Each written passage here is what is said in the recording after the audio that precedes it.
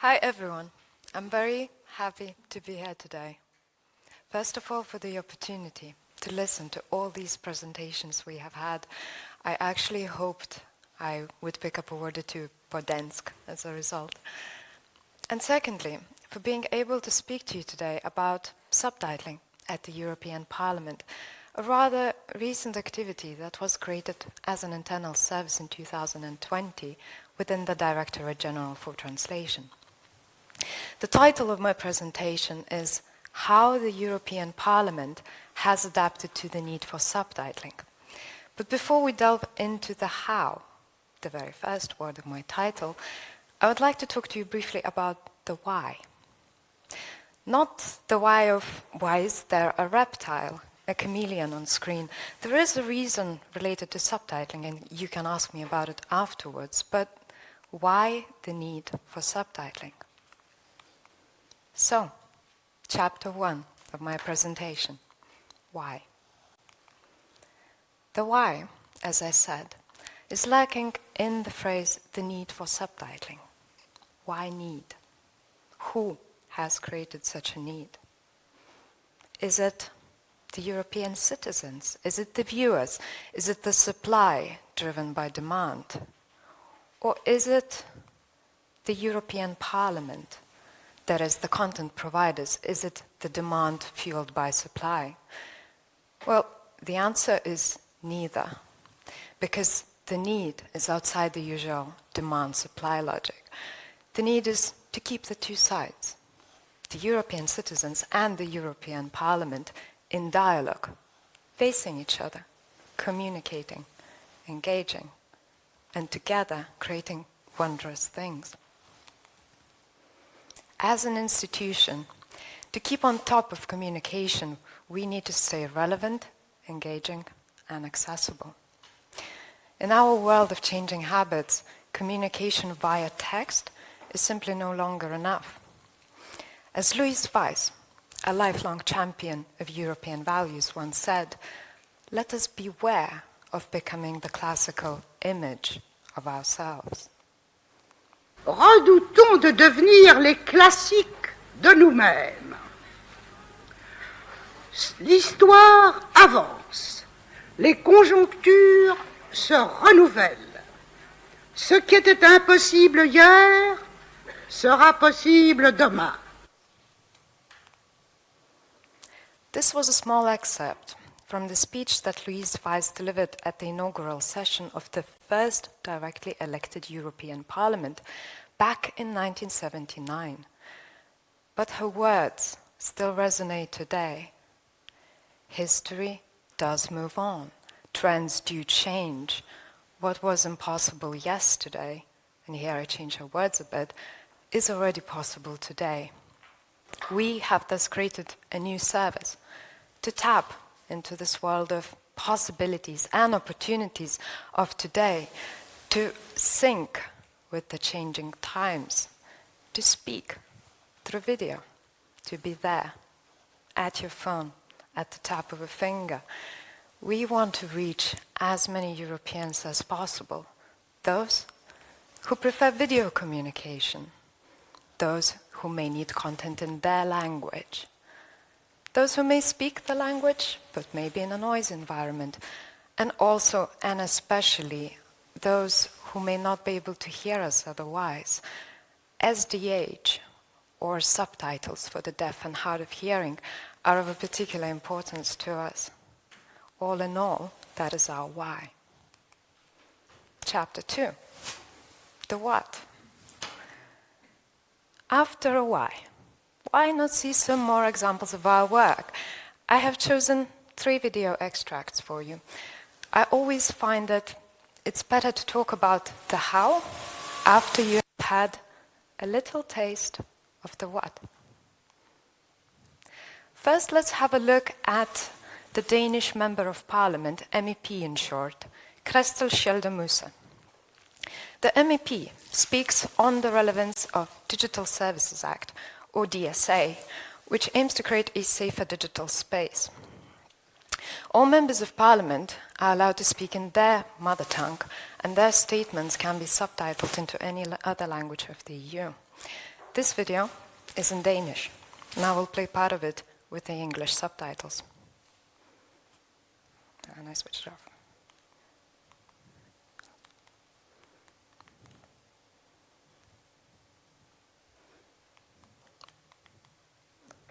That's interesting.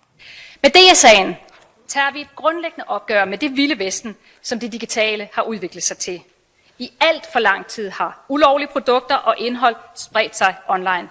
Algoritmerne de har fremmet splittelse, og anbefalelsessystemerne har ødelagt unges selvværd.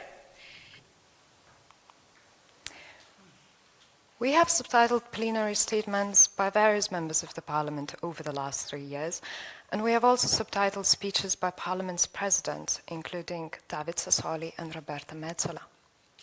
These videos are then posted and shared by members of Parliament and the President on their social media, while other videos can be viewed at Parliamentarium, Parliament's Visitors Centre in Brussels.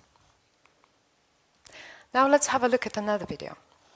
This time, an interview created for Parliament's My House of European History project. In this project, European citizens are invited to contribute with their stories and their experiences to create a shared, living European history. In this particular video was created as part of an interview taken at Parliament's premises during the Europe Day celebrations last year. All of our interviewees were asked to talk about their personal relationship with Europe.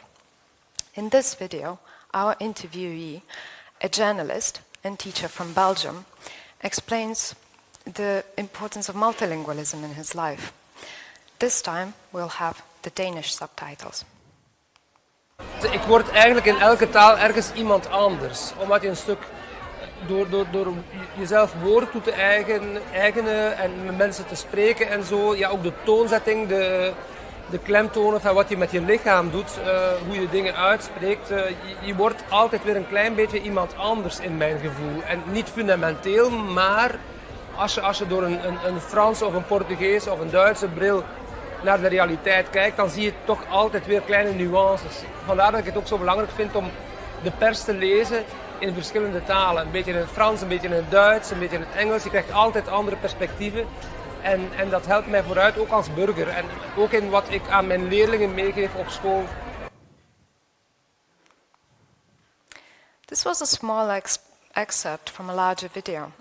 You can watch it in full, or also access other citizens' stories online on the My House of European History project.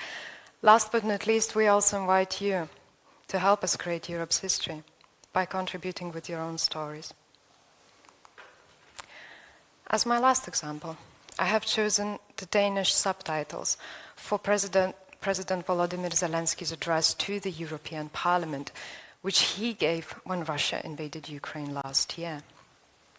We created these specific subtitles for the Danish TV channel DK4 for the project of Great European Speeches launched to celebrate the 50th anniversary of Danish membership in the EU. Again, I will only play a small section of this video for you to have a little bit more of the what before we move into the promised how. Ми довели свою силу, довели, що ми, як мінімум, такі самі, як ви. Доведіть, що ви разом з нами, доведіть, що ви нас не відпускаєте, доведіть, що ви дійсно європейці.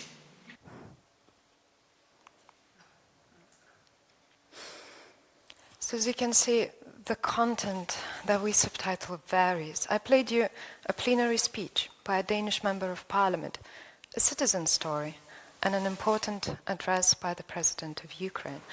But that's just a fraction of it. We also subtitle videos on various European policies that may be difficult to understand if not explained. You can find all of these videos on YouTube. We also create subtitles for exhibitions and events. For example, we have collaborated with the House of European History Museum on the Throwaway project, which deals with environmental issues surrounding waste. Last but not least, we also create subtitles for Parliament's very own film award called the Lux Audience Award. It is an annual film award to promote European cinema and to draw attention to important topics. For example, we created subtitles in 24 official languages of the EU for the 2 Danish language productions chosen for the award. Maybe you've seen these films, Flucht and Druk. The films that win the award are then subtitled into 24 languages for the deaf and hard of hearing audiences, and these films are then screened with subtitles in cinemas across Europe. Chapter 3. How? Finally, how? Now, how is a bit of a tricky question. Not in the sense of difficult to answer, but in the sense of how to answer it without putting everyone to sleep. Why? It's always intriguing. What? At least gives you something. But how is one of those questions that just wants you to throw in some bullet points and some numbered lists of steps? Well, if we need to do all of that, let's make it as painless as possible. Let's have an easy recipe for some palatable end result. I have chosen some cinnamon rolls for this, because they do remind you a little bit of the film reels, don't they? Also, just because we also call these pastries Danish in English, I thought, why not put them on the table? So, what are the ingredients to create a subtitling service? This will be our bullet points. And what is the preparation method to follow then to arrive at our baked goods? This will be our numbered list of steps. So, for our ingredients to create a subtitling service at the European Parliament, we'll need a pool of language professionals. The Directorate General for Translation employs approximately 1,200 members of staff, among them more than 600 translators. It is one of the biggest employers of its kind in the world. A number of our translators have become language professionals, meaning they no longer deal only with the so-called traditional translation tasks involving text. Our language professionals work on clear language projects to translate complex jargon.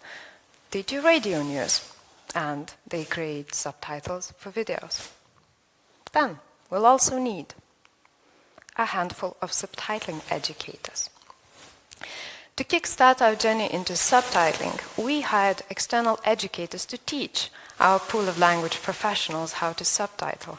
Initially, we held agnostic training sessions, meaning they were in English and they were aimed at all of our language professionals. Then we organized training sessions into each and every of the 24 official languages of the EU. Our training journey hasn't stopped. Before we started providing subtitles for the deaf and hard of hearing, we received training on how to do that as well. For our last ingredient, we'll need 6 or 7, depending on the size, 6 or 7 project managers who can set up the subtitling environment and provide technical assistance for our pool of language professionals. As project managers, and I'm myself, I'm one of those in the team of project managers, we also take care of certain subtitling workflow steps at the beginning and at the end of the subtitling workflow, and I'll go in a little bit more detail on that shortly. So once you have all of your ingredients, that is your people, this strong internal workforce and a specialized external support, the preparation method includes 3 quality assurance actions. First, create subtitling guidelines. As I mentioned, our language professionals do not only work on subtitles, they work on a wide range of linguistic tasks.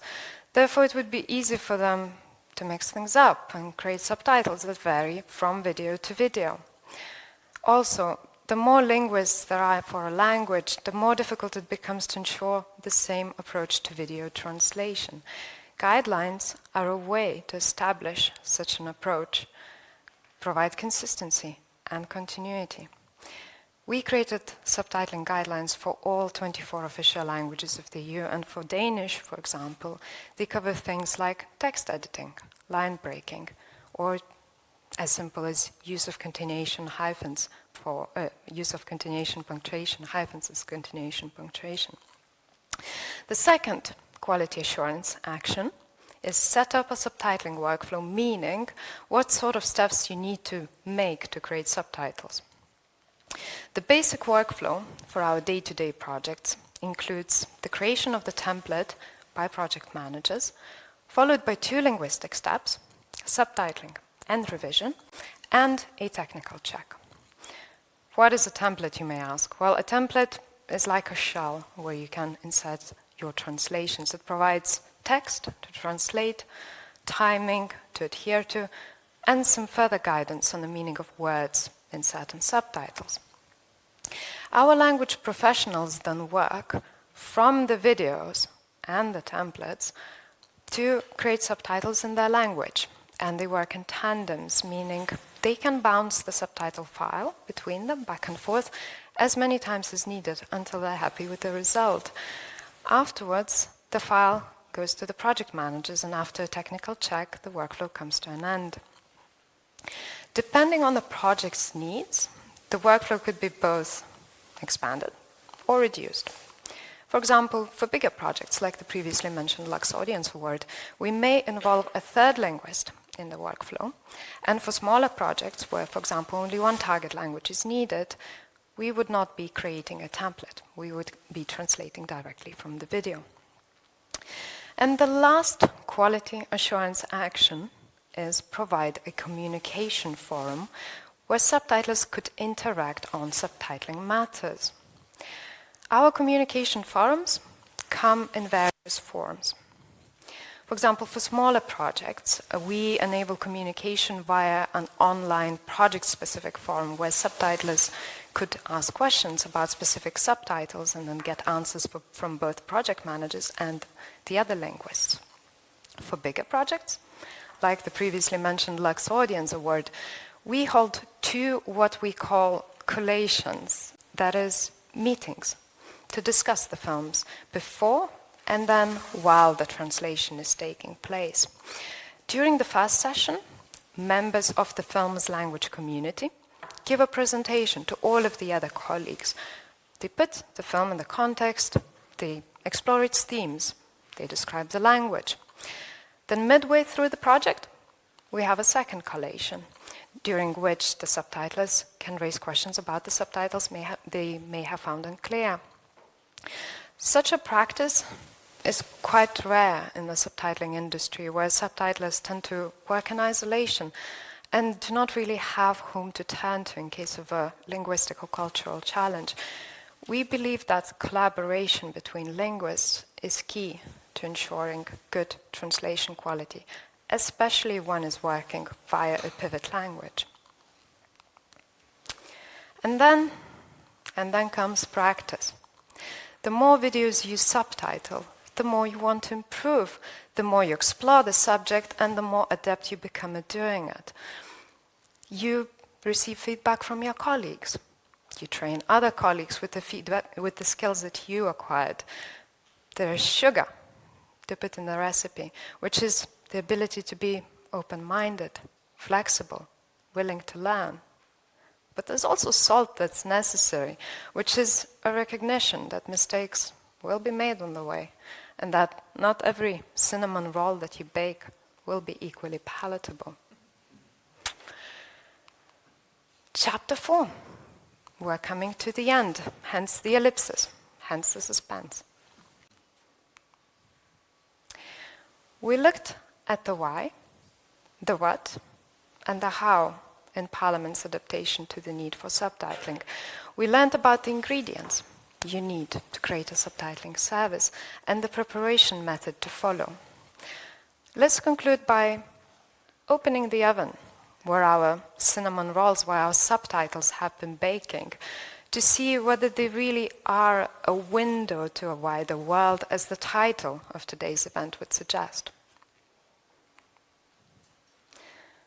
And they are. Subtitles are, in a sense, a window to a wider world because they provide access to content that may otherwise be inaccessible. But they're also doors that we, as an institution, can open because they give us a way to be accessible, engaging, and relevant. And on this note, I would like to close my presentation and thank you for listening. Tack ska du ha.